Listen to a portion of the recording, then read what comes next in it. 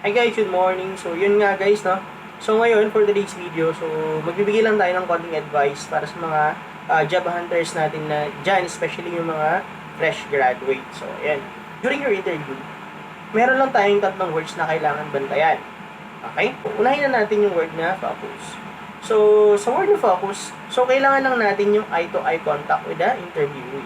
Siyempre, para masabi ng interview na very interested ka sa ina-apply mong trabaho, so dapat yung focus very evident.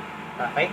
Siyempre, kailangan din na pagsasagot tayo ng mga questions ni interviewee, dapat precise yung answer natin. Hindi na kailangan natin magpaligoy-ligoy pa, nadadaan natin sa mga mahalimoy ng salita. But kailangan lang natin maging precise yung answer. Okay? So, dapat kahit isang words lang yan, pero full of knowledge or full of information. Dapat laging mula sa puso. Kasi ibig sabihin nun, alam mo yung ginagawa mo. Alam ni interviewee kung paano ka magtrabaho. Kasi sa pagsasalita mo pa lang, sa pag-a-answer mo ng mga inquiries niya or ng mga interview questions niya, is nasasagot mo mula sa puso.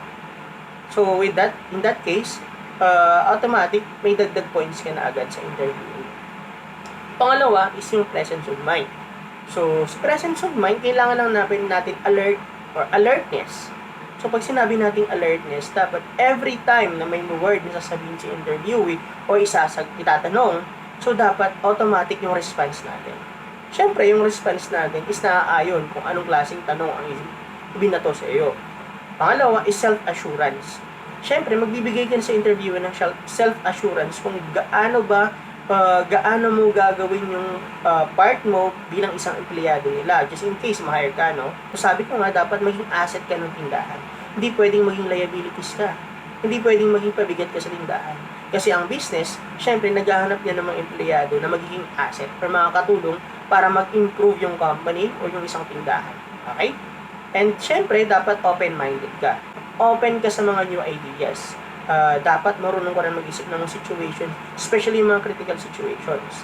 Okay? Siyempre, marunong ka na rin mag-analyze kung ano ba yung tama at saka mali. Siyempre, bibigyan ka ng interviewees ng mga situational. So, pag sinabi natin situational, just in case na-hire ka, so, for example, sa fast food, no? So, meron kang binigyan ng situations na may customer complaint. So, dapat marunong ka mag-analyze. At the same time, kung hindi mo kayang gawin yung trabaho, alam mo kung sino yung lalapitan mo. Okay? Kasi hindi pwede kang maging cool or easy lang during interview. Hindi pwedeng gano'n. So, dapat, kung hindi mo kaya, maging totoo ka. Okay?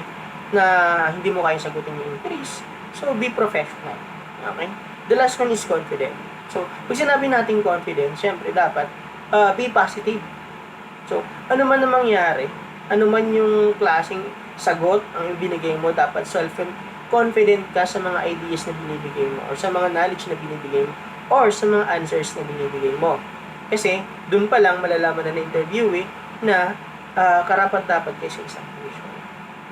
Kasi hindi naman sila mag-hire kung hindi nila nakikita yung potential mo bilang isang empleyado nila.